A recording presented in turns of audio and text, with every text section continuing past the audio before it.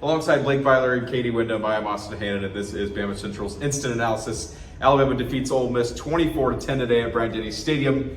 It seems like the season might be back on track, guys. Blake, we'll start with you. The offense, a little slow in the first half. Only put up 6 points on the board, if I remember correctly. In the second half, completely different story. The passing game, a very balanced attack. They run the ball well. What went well in the second half? Well, a lot of things went well. I mean, just 6 points in the first half. They couldn't execute in the red zone very well. They had the one turnover, the interception from Jalen Milroe, and then the other time they got the ball at the 1 yard line off a blocked punt, snap went over their head, ended up just getting a field goal out of it. So in the second half, I thought they executed a lot better. They ran the ball a lot better, which is something you really love to see. They only had 22 yards rushing in the first half, and then they had over. Yeah, not great. And then over 100 yards rushing in the second half. I thought the offensive line looked a lot better, getting a push. They also had much better pass protection.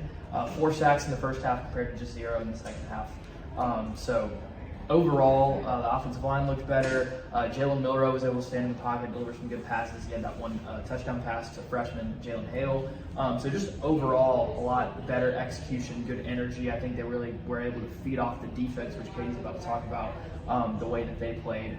But yeah, definitely encouraging in the second half. It's kind of what we thought we were going to see from the offense the whole time, with the emphasis on the run game and that being able to set up some of the passing game. Yeah, interesting about Jalen Hale. Didn't really see him much of the year, and pretty big impact today. Katie, you talked about, you were going to talk about defense. Last year, a lot of problems, obviously, especially in the secondary. For what I've seen, I think it's been really one bad quarter on defense this year for Alabama, obviously, against Texas. Looked great today, one of the best offenses in the country so far, and they held them to 10 points. Yeah, I mean, talk is cheap, and this defense, these players talked about, we want to get back to the Alabama standard, and through the Texas game, they weren't playing like that, but the last 2 weeks, I think we've seen what Alabama defenses are like under Nick Saban, and last week you could say the quality of opponent wasn't that good, but this week, like you said, Ole Miss so far this season has been one of the best offenses in the country. Lane Kiffin's given Alabama a ton of problems in the past. He can do a bunch of crazy things on offense. Nick Saban's credited him with changing the way Alabama does offense, and so for the defense to be able to hold this team to 10 points is huge, and I think we saw an upped intensity. I think, when I've been talking about, or when people have asked me about the potential of this team this year, can they still make the playoffs?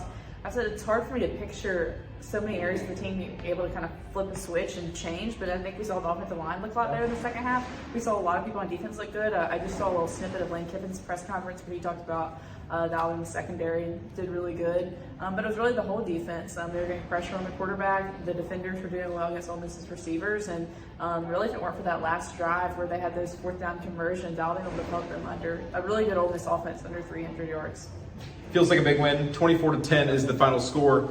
This Bama Central crew will be back on the road for the next 2 weeks. Unfortunately, it starts next week in Starkville, Mississippi, when Alabama will take on Mississippi State with an 8 p.m. Central Time kickoff at Davis-Wade Stadium in Starkville. Until then, for Blake Byler, Katie Wyndham, I'm Austin Hannon. Thanks for watching Bama Central's Instant Analysis.